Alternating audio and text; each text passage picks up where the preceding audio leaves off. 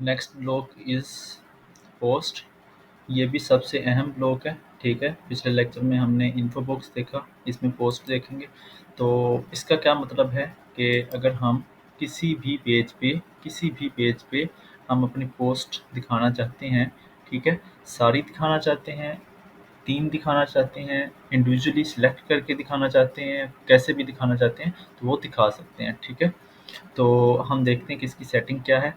सबसे पहले हम देखते हैं कि यहाँ पे इसने कहाँ पे ये शो करवाई हैं, ठीक है। तो ये वाली जो है, ये इन्फो बॉक्स के अगर हम डिज़ाइन बनाएंगे तो इन्फो बॉक्स के ज़रिए इसको बना के इसको हम लिंक दे सकते हैं, वरना इसको हम इसके थ्रू भी, पोस्ट के थ्रू भी ऐड कर सकते हैं। लेकिन ये एडवांस है कि हम ये डिज़ाइन कैसे बनाएंगे, तो हम इसको भी बनाएंगे एडवांस लेक्चर में, ठीक है।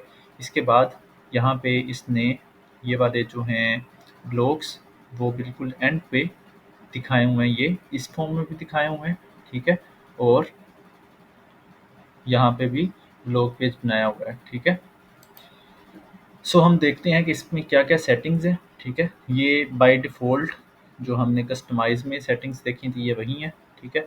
तो जनरल में आते हैं, ठीक है। इसमें पोस्ट हम पेजेस भी सिलेक्ट कर सकते हैं, ठीक है। तो यहाँ पे पेजेस आ जाएंगे। अभी फ़िलहाल सिर्फ हमारे पास ब्लॉग का एक पेज है और होम पेज है। होम पेज पे होम शो नहीं होगा, बल्कि दूसरे पेजेस होंगे। तो यहाँ पे ब्लॉग पेज आ रहा है, ठीक है। तो हम मोस्टली ये पोस्ट के लिए यूज़ करते हैं। एलिमेंट्स क्या है, ये एक एडवांस चीज़ है जिसमें हम कोई भी चीज़ जो है कहीं भी दिखा सकते हैं, ठीक है, एडिशनली।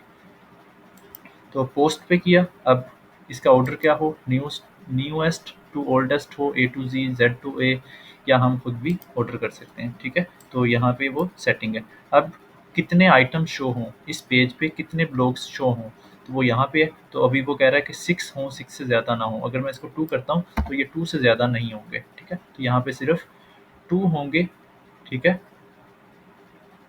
ये 2 होंगे। अब मैंने 22 कर दिया था, ये 2 होंगे, ठीक है, इससे ज़्यादा नहीं होंगे।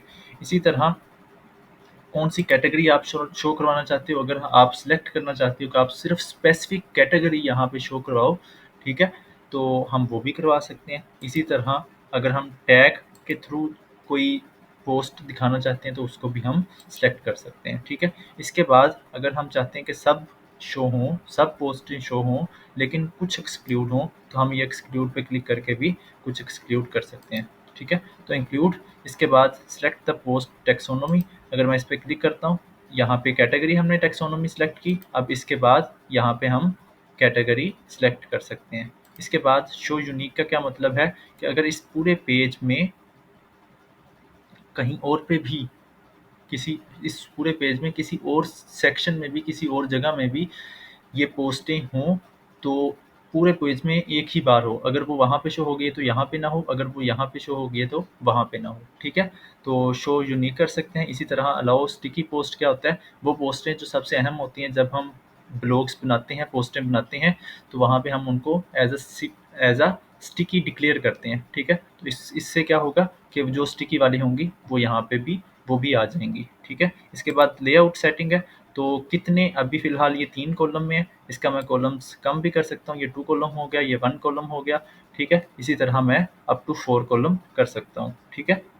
तो 3 कॉलम ही रहने देता हूँ। इसी तरह टेबलेट में कितना करना चाहते हैं वो भी कर दिया। अब ये बॉक्स्ड, इसको मैं अनबॉक्स करता हूँ तो ये इस तरह, अनबॉक्स में क्या होगा, ये एंड टू एंड पे चला जाएगा।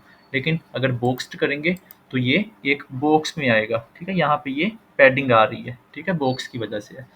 तो इसके बाद स्टाइल, तो स्टाइल में अब ये जो इसकी हेडिंग है, इसका क्या टैग हो, तो हम इसको मोस्टली H6 रखते हैं और इसका साइज़ हम यहाँ से इंक्रीज़ करते हैं, ठीक है। इससे क्या होता है, क्योंकि हमने ये ब्लॉग जो हैं सिर्फ ब्लॉग पेज पे एज अ H2 दिखाने होते हैं, बाकी हर जगह पे अगर किसी भी और पेज में हम दिखाएंगे तो हम यहाँ से उसको H6 रखेंगे, क्योंकि अगर यहाँ पे पैराग्राफ होता तो हम उसको सिलेक्ट करते, लेकिन यहाँ पे हमारे पास जो एट लीस्ट हेडिंग है वो 6 है, तो हम उसको यूज़ करेंगे, ठीक है।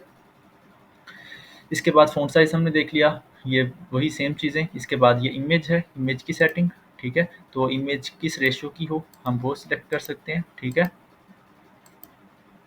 इनहेरिट ही रहने देता हूँ। इसके बाद इमेज साइज़ लार्ज हो, फुल हो या थंबनेल हो। इससे क्या होगा, इसकी रेजोल्यूशन में कमी या ज़्यादती आएगी, ठीक है। तो मैं फुल्ली रहने देता हूँ, जो मैं इमेज ऐड करूँ जो उसकी रेजोल्यूशन हो वही यहाँ पे शो हो। इसी तरह कैटेगरी, तो ये कैटेगरी जो है यहाँ पे शो हो या ना हो वो मैं यहाँ से सिलेक्ट कर सकता हूँ, ठीक है।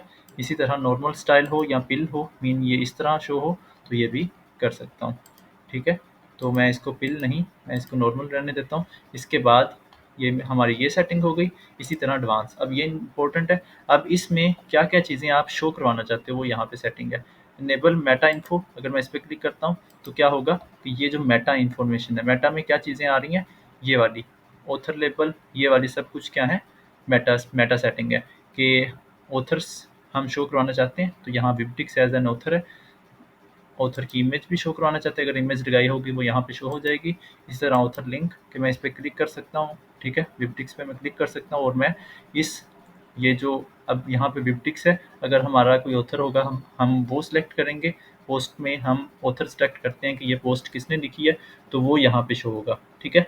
ये जब उस पर क्लिक करेंगे तो उसका ऑथर जो पेज होगा वो खुल जाएगा और उसमें सारी उस ऑथर की इंफॉर्मेशन होगी, ठीक है। तो हम इसको ऑफ कर देते हैं, हम नहीं चाहते कि कोई ऑथर पेज में जाए या ऑथर पेज भी हो हमारे, क्योंकि हम ऑथर पेज नहीं बनाते। इनेबल ऑथर लेबल, ठीक है।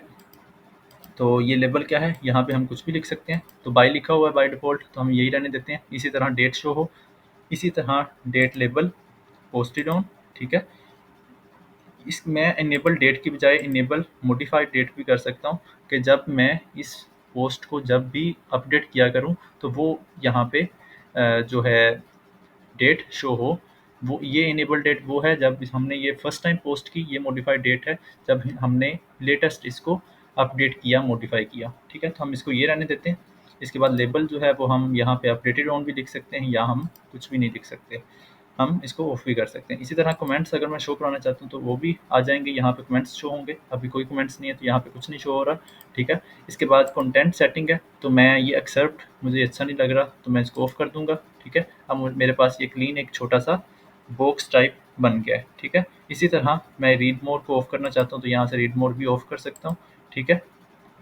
यहाँ पे मैं इसका कुछ नाम देना चाहता हूँ तो वो भी दे सकता हूँ, ठीक है। तो इस तरह हम पोस्ट जो है उसको कहीं भी पूरे पेज में, किसी भी पेज में, किसी भी पोस्ट को, किसी भी कैटेगरी की पोस्ट को, किसी भी टैग की पोस्ट को दिखा सकते हैं, ठीक है।